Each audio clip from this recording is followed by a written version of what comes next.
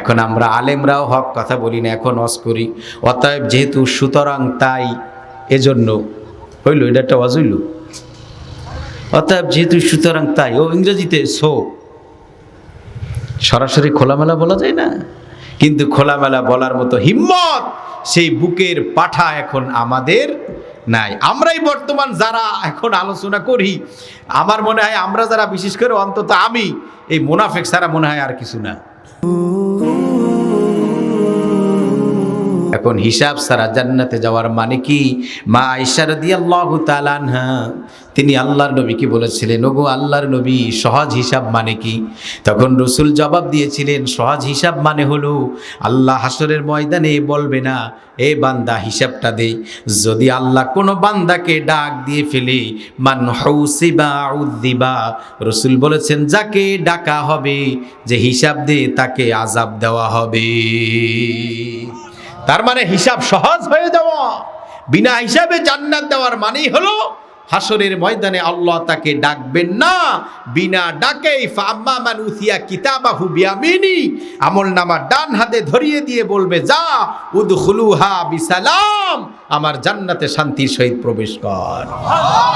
ভাইয়েরা আমার, ওই হাসরের ময়দানে পরিণতি যদি খারাপ হয়, এই দুনিয়ায় আমরা যারা পরীক্ষায় পাশ করি, ক্লাসে যাই, রেজাল্ট শিট মানে মার্কশিট যখন ক্লাস টিচার, শ্রেণী টিচার যখন দেন, তখন দেখা যায় প্রতিটা সাবজেক্টে A+ 80 করে। তো যেই ছেলেটা এরকম ভালো করে, দেখবেন ও মার্কশিটটা নিয়ে ঢং করে নিচে ফেলে দেয়, ইচ্ছা করে। কি করে? আপনারা কি বুঝতেছেন কথাগুলো? ও ইচ্ছা করেই মার্কশিটটা নিচে ফেলে দেয়। কারণ কি? আরেকজন ওর বন্ধু, সে যেন দেখে যে ওরে আল্লাহ, প্রতিটা সাবজেক্টে 80 করে পেয়েছে। আর যে দেখবেন মার্কের নিচে রেড পেন দিয়ে আন্ডারলাইন করা, মানে ফেল খাইছে, ও আসতে তাড়াতাড়ি ভাঁজ দেয়, এরকম ভাঁজ দিয়ে কোনো রকম প্যাকেট করে নিয়ে আসে। আবার বাড়িতে এসে দুর্নীতি করে, ওর উপর হোয়াইট পেন দিয়া মোটামুটি মার্কারি দিয়া, ওর উপরে দিয়া ডিজিট চেঞ্জ করে দিয়া 5 মার্ক বাবারে দেখায়, আব্বা দেখো A+ পাইছি।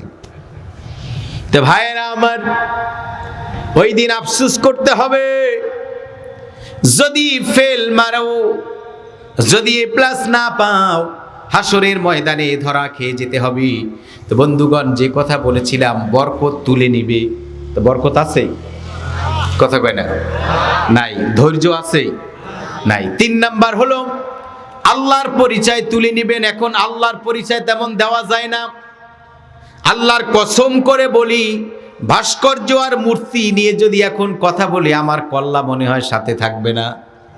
তো আল্লাহর পরিচয় এখন দেওয়া যাচ্ছে না। ভাইরা আমার, আমার আল্লাহ কোরআনে কি বলে শুনুন, ওয়া ইযা যুকিরাল্লাহু ওয়াহদাহু মাআজ্জাত কুলুবুল লাযিনা লা ইউমিনুনা বিল আখিরা ওয়া ইযা যুকিরাল্লাযিনা মিন দুনিহি ইযা হুম ইয়াস্তাবশিরুন। দেখুন, আল্লাহ একেবারে হাতে ধরিয়ে দিচ্ছেন। আল্লাহ বলেছেন, যখন আমি এক আল্লাহর জিকির করা হয়, আমার আল্লাহর পরিচয় তুলে ধরা হয়, গুণকীর্তন করা হয়, আমি আল্লাহকে নিয়ে আলোচনা করা হয়, তখন অবিসলামীরা, অবিশ্বাসীরা, ওদের অন্তরটা একেবারে সংকীর্ণ হয়ে যায়, ওদের গাত্রদাহ শুরু হয়, ওরা এটা সহ্য করতে পারে না। আর যখন আমি আল্লাহকে বাদ দিয়ে, ওয়াইদা যুকিরাল্লাযিনা মিন দুনিহি, আমি আল্লাহকে বাদ দিয়ে যখন অন্যের আলোচনা করা হয়, নেতার প্রশংসা করা হয়, নেতা নিয়ে বলা হয়, তখন কর্মীরা খুব ইদা হুম ইয়াস্তাবশিরুন, তখন তারা খুব খুশি হয়। এখন সেটা হচ্ছে কিনা? আপনি আল্লাহর কথা আমাদের দেশের রাজনীতির মঞ্চে কোরআন হাদিসের আয়াত দিয়ে আপনি আল্লাহর কথা বলতে পারবেন? আল্লাহর পরিচয় তুলে ধরতে পারবেন? বললে ডান্ডা বাড়িয়াস। আর ওই জায়গায় আপনি আপনার নেতাকে নিয়ে কথা বলবেন, তার প্রেস করবেন, তার অ্যাপ্রিসিয়েট করবেন, প্রশংসা করবেন, দেখবেন আপনি খুব বাহবা পাবেন, আপনাকে আসমানে তুলে দিবে, সার্টিফিকেটে বয়স না থাকলেও আপনাকে BCS ক্যাডার বানায় দিবে। তো আল্লাহ তো সেটা 1500 বছর আগেই বলেছেন। সম্মানিত সুধী,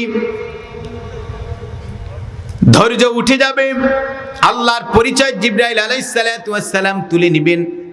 4 নম্বরে হলো আলেমরা কাপুরুষ হয়ে যাবে। আলেমদের মধ্যে সাহস থাকবে না, তারা হক কথা বলবে না। এখন আমরা আলেমরাও হক কথা বলি না, এখন ওয়াজ করি। অতএব যেহেতু সুতরাং তাই, এজন্য হইল, এটা একটা ওয়াজ হইল। অতএব যেহেতু সুতরাং তাই, ও ইংরেজিতে সো, সরাসরি খোলামেলা বলা যায় না, কিন্তু খোলামেলা বলার মতো হিম্মত সেই বুকের পাঠা এখন আমাদের নাই। আমরাই বর্তমান যারা এখন আলোচনা করি, আমার মনে হয় আমরা যারা, বিশেষ করে অন্তত আমি, এই মুনাফিক ছাড়া মনে হয় আর কিছু না। কারণ এখন কোরআনের কথাগুলো এদিক সেদিক এদিক ঘুরিয়ে বলতে হচ্ছে। আল্লাহ বলছেন, ওমান আযলামু মিম্মান কাযযাবা বিআয়াতিল্লাহি ওয়া সাদাফা আনহা, তার চেয়ে মিথ্যুক, তার চেয়ে স্বৈরাচারী, জালেম আর কে হতে পারে যে কোরআনের কথাগুলো ওয়াসাদাফা আনহা পাশ কাটিয়ে যায়। এখন আমরা সেরকম কথাগুলো বলছি। তো ভাইয়েরা আমার, আলেমরা সাহস হারিয়ে ফেলবে, সেটা হারিয়েছে।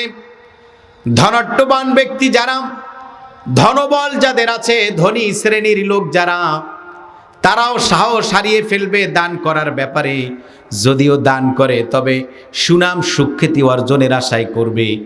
দান করার ব্যাপারে তারা ভীতু সন্ত্রস্ত থাকবে, দান করলে কমে যায় নাকি, এজন্য তারা দান করতে চাইবে না। করলেও সামনে আশা নিয়ে করবে, মানুষ বলবে আমি একজন হাতেম, তাই আমি দাতা, আমি দানবীর। তো ভাইয়েরা আমার, ধনীরাও সাহস হারাবে। এরপরে যেটা, সেটা হলো শাসক প্রশাসক যারা, ওনারা হবে জালেম, তারা হবে স্বৈরাচারী, তাদের মধ্যে কোনো ইনসাফ থাকবে না। এটাও আমি জিব্রাইল তুলে নেব। তারা ইনসাফ কায়েম করবে না, তারা পক্ষপাতমূলক আচরণ করবে। এক দলকে তারা উপরে উড়াবে, আর এক দলকে তারা নিচে নামাবে। এটা আল্লাহর রাসূল বলে গিয়েছেন। ইনসাফ থাকবে না, আদালত থাকবে না, জাস্টিস থাকবে না। আদালত, আদালতটা কি? উট চিনেন আপনারা? উট, উট চিনেন না? তা উটের উপরে দেখবেন হাম, উঁচু একটা অংশ আছে না, কুচ। ওই হামটার উঁচু অংশ দিয়ে বণিকরা, আরাবিয়ান ব্যবসায়ী যারা ছিলেন, ওই লোকেরা ওই উপর দিয়ে দুইটা পকেট বানাতো, এরকম করে ফেলে দিত। এই পকেটে কিছু মাল রাখতো, এই পকেটে কিছু ব্যবসায়িক প্রোডাক্ট এই পকেটের মধ্যে রাখতো, বড় বড় পকেট করতো করে ওই উটের উপর দিয়ে দুই দিকে দুইটা ফেলে দিত। এখন এই দিকে যদি 100 গ্রাম বেশি হয়, এই দিকে যদি কম হয়, তো কোন দিকে পড়ে যাবে? যেদিকে 100 গ্রাম সেই দিকে পড়ে যাবে। এজন্য ব্যালেন্স করতে হবে, 50-50, সমান সমান। আর এটাকে আরবিতে বলে আদালত, ইনসাফ। তো এইটা আজকে আমাদের মাঝে নাই। আমরা কি যারা শাসক, তাদের মাঝে নাই। তো ভাইয়েরা আমার, সেটাও উঠে গিয়েছে বন্ধুগণ। এরপরে রাসূল বলেছেন, নারীদের মধ্যে কোনো লজ্জা থাকবে না।